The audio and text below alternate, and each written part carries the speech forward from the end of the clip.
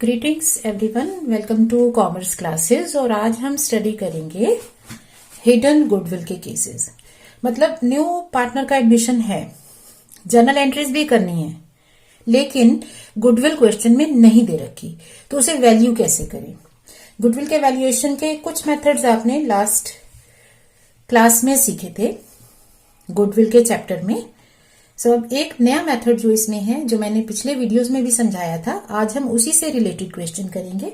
इसमें क्या है, गुडविल की वैल्यू नहीं दे रखी, ना उसके पर्टिकुलर मेथड की इंफॉर्मेशन है, जैसे एवरेज प्रॉफिट मेथड है, सुपर प्रॉफिट मेथड है, तो कुछ इंफॉर्मेशन चाहिए ना जिससे गुडविल सॉल्व होगी, वो नहीं है। तो अब हमें गुडविल को मान के चलेंगे कि वो हिडन है। इस क्वेश्चन में गुडविल इज हिडन और हमें उसे ढूंढ के निकालना है कि कितनी गुडविल होनी चाहिए। सो यहां फोकस किस पर होगा, गुडविल की कैलकुलेशन पर, और उसके बाद हम एंट्रीज करेंगे। So let us see, balance sheet of X and Y is given, sharing profits and losses in the ratio of 3:2। तो क्या क्या दे रखा है, देखो यहां सारी एसेट्स हैं, बट इन एसेट्स में एक लॉस नजर आ रहा है, वो है एडवर्टाइजमेंट सस्पेंस, ये लॉस है। क्रेडिटर हो गए रिजर्व एंड P&L, तो प्रॉफिट का ही पार्ट होता है, तो ये तो ऑनर को बिलोंग करता है, लॉस भी ऑनर को बिलोंग करता है, और ये कैपिटल्स है। They admit Z as a partner for 1/5 share. सो वो 1/5 शेयर के लिए पार्टनर बन रहे हैं। तो अगर हमें सिर्फ न्यू पार्टनर का शेयर दे रखा होता है, तो जो ओल्ड रेशो होती है वही सेक्रीफाइसिंग रेशो भी बन जाती है। अगर कोई डिटेल नहीं दे रखी तो वही सेक्रीफाइसिंग रेशो है। शॉर्टकट में हम इसी को ले सकते हैं, सॉल्व करके दिखाने की जरूरत नहीं होती। Z brings in 50,000 for his capital. Z capital लेके आ रहे हैं 50,000। कैपिटल की एंट्री तो कर देंगे, बट क्वेश्चन क्या कह रहे हैं, give entry for adjustment of goodwill. Goodwill की एडजस्टमेंट की एंट्री करो। तो अगर हमें गुडविल एडजस्ट करनी है, गुडविल की जर्नल एंट्री करनी है, तो गुडविल की कैलकुलेशन चाहिए, गुडविल का अमाउंट चाहिए, बट यहां तो दे नहीं रखा। सो हिडन गुडविल के केस में हम क्या करते हैं, गुडविल सॉल्व करने का क्या तरीका है, सबसे पहले हम निकालते हैं total capital of firm based on new partners capital, कि जो न्यू पार्टनर है उसके कैपिटल के बेसिस पर कितनी गुडविल होनी चाहिए। तो ये है new partners capital upon new partners share in profit. मतलब हम ये मानते हैं कि अगर वो 50,000 की कैपिटल लेके आ रहे हैं, किसके लिए, 1/5 शेयर के लिए, उसका शेयर फॉर्म में 1/5 है। दैट मीन्स फर्म की कैपिटल कितनी हो जानी चाहिए, 2,50,000। उसके बेसिस पर फर्म की कैपिटल होनी चाहिए 2,50,000, तभी तो वो 1/5 शेयर के लिए 50,000 ला रहे हैं। अब हम कैपिटल चेक करेंगे।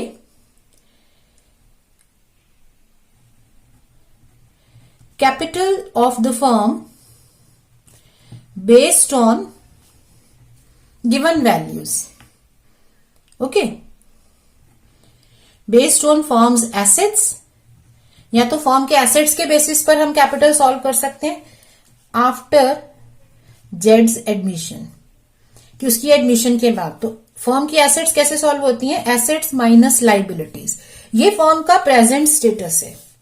फर्म की एसेट्स कितने की हो गई, अगर आप टोटल करते हो, फर्म की एसेट्स हैं 2,50,000 की, और फर्म की लाइबिलिटी है 1,00,000 की। ठीक है, तो फर्म की एसेट्स इस टाइम 1,50,000 की हैं, प्लस जो जेड अपना पैसा लेके आएगा, कैपिटल लेके आएगा, तो वो भी फर्म की एसेट्स में जुड़ जाएगा। कैपिटल लेके आ रहे तो कैश आएगी ना, तो कैश का बैलेंस बढ़ जाएगा। इसका मतलब फर्म की अगर हम बुक्स में कैपिटल देखें, तो बुक्स में कैपिटल कितनी होगी, capital is assets minus liabilities, so 1,50,000 plus वो जो ये पैसा लेके आएगा वो भी एसेट्स में जुड़ेगा। तो हम इसे एज अ कैपिटल नहीं ले रहे हैं, हम मान रहे हैं कि एसेट्स में ये जुड़ जाएगा, बैंक में पैसा आ जाएगा। तो 2,00,000 हो गई फर्म की capital based on book values. Book के बेसिस पे 2,00,000 कैपिटल बनती है, लेकिन जेड जो लेके आ रहा है उसके हिसाब से कैपिटल होनी चाहिए 2,50,000। इसका मतलब जो 50,000 का डिफरेंस है वो है goodwill. So goodwill is hidden, so goodwill is total capital of the firm based on new partners capital minus actual capital 50,000। अब यहां पर ये एसेट्स माइनस लाइबिलिटी की जगह हम सीधे कैपिटल भी लिख सकते थे। कैपिटल कितनी है, एक्स की कैपिटल 48, वाई की कैपिटल 32,000 प्लस ये प्रॉफिट इन दोनों को बिलोंग करता है और ये लॉस भी इन्हीं को शेयर करना है। सो अगर हम एसेट्स माइनस लाइबिलिटीज करें, एसेट्स माइनस लाइबिलिटीज, तो भी हमारी कैपिटल आ सकती है, या हम capital plus profit minus loss करें तो भी हमारी कैपिटल आ सकती है। अब इसमें जेड का पैसा जोड़ेंगे क्योंकि ये कैपिटल का पार्ट बनने वाला है। सो जो डिफरेंस है दोनों का वो हो जाएगी फर्म की गुडविल। सो अब जेड क्योंकि कैपिटल तो लेके आ रहा है, गुडविल नहीं लिखा, वो ला रहा है, that means he is not bringing goodwill. तो जब पार्टनर गुडविल नहीं लेके आता तो हम क्या एंट्री करते हैं, नंबर 1 कैपिटल लाने की एंट्री में कोई चेंज नहीं है, बैंक अकाउंट डेबिट टू जेड्स कैपिटल अकाउंट 50,000, ये वो ले आया। अब प्रीमियम फॉर गुडविल क्योंकि वो लेके नहीं आया तो वो उसे अपनी कैपिटल में से निकाल के देना पड़ेगा। सो जेड्स capital account debit to premium for goodwill.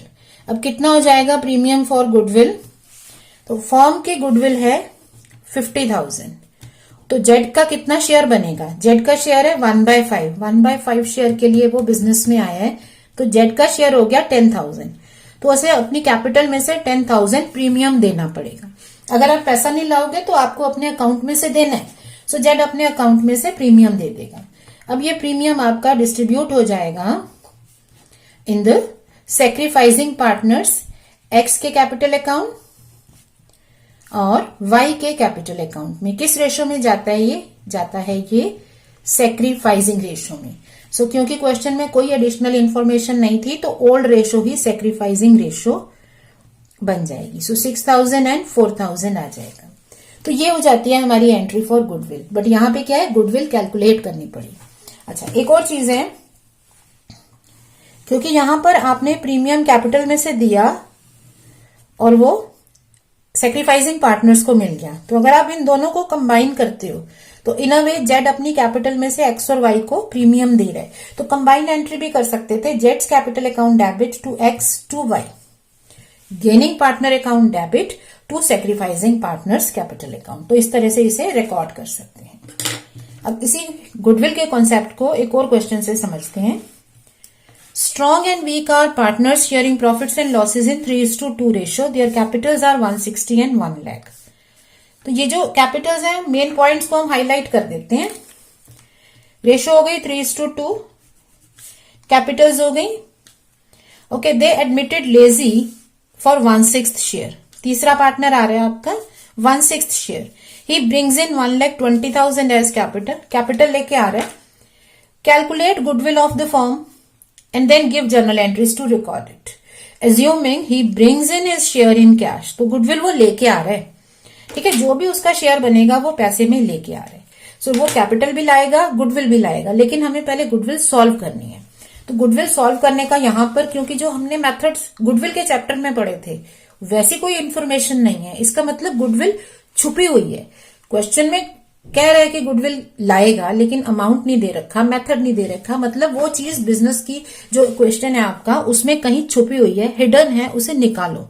तो हिडन गुडविल सॉल्व करने का क्या तरीका होता है, हम पहले निकालते हैं total capital of the firm based on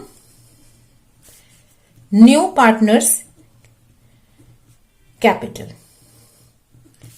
so new partners capital upon new partners share in profits.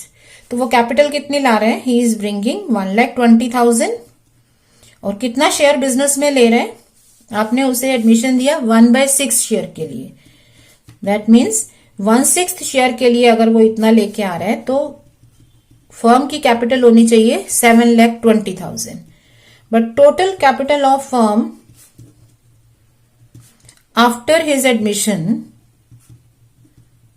Based on book value, लेकिन बुक्स के अकॉर्डिंगली फर्म की कैपिटल कितनी है, देखो एक्स की कैपिटल है 1,60,000, वाई की कैपिटल है 1 लाख, कोई प्रॉफिट लॉस नहीं है, और जेड की कैपिटल आएगी 1,20,000, तो कुल मिला के कितनी कैपिटल आएगी 3,80,000। सो टोटल कैपिटल है 3,80,000, बट उसको जो आपने कैपिटल मंगवाई है उसके प्रोपोर्शन के अकॉर्डिंगली फर्म की कैपिटल ज्यादा बनती है, तो जितना भी डिफरेंस है वो हम कहेंगे कि this is because of goodwill.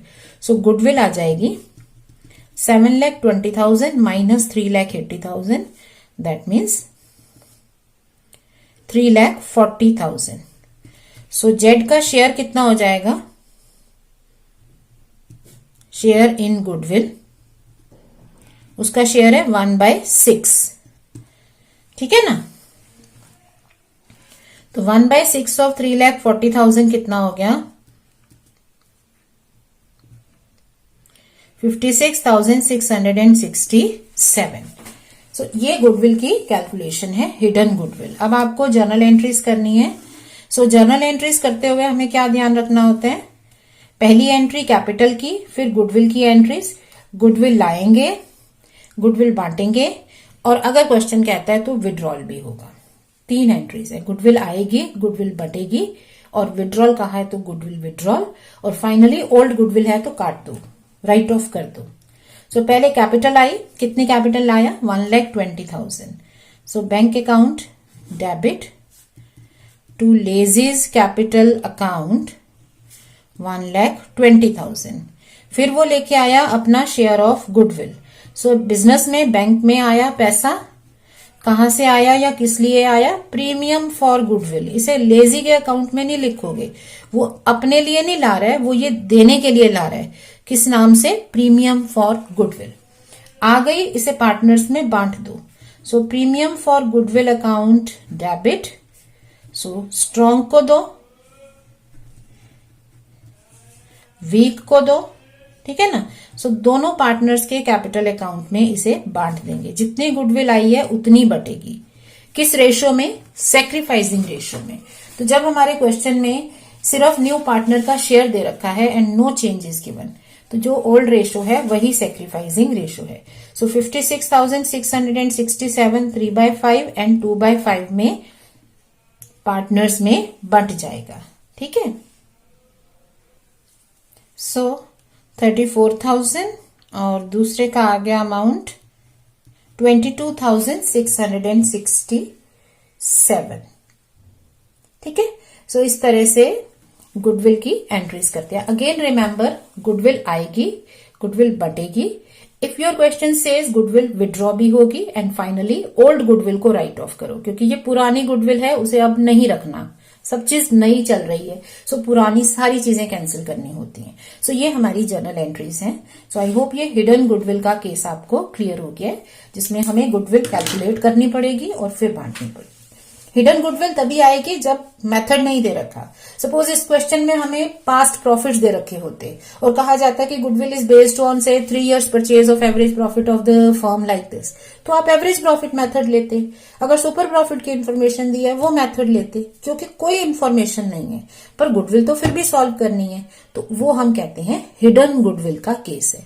तो ये हिडन गुडविल हम सॉल्व करते हैं बाय कंपेयरिंग 2 कैपिटल्स. जो कैपिटल बुक्स में दिख रही है और जो कैपिटल नए पार्टनर के अकॉर्डिंग होनी चाहिए, दोनों को कंपेयर करते हैं तो डिफरेंस को गुडविल मेजर कर लिया जाता है. So I hope it is clear. अब आप गुडविल के क्वेश्चंस अच्छे से प्रैक्टिस कर सकते हो फ्रॉम योर बुक, जो भी बुक आप फॉलो करते हो. सो नेक्स्ट टाइम हम इसमें नेक्स्ट इश्यू लेंगे, that is accumulated profit, losses, reserves, etc. So I hope this is clear to you. Stay learning and practicing. Stay smiling. Thank you.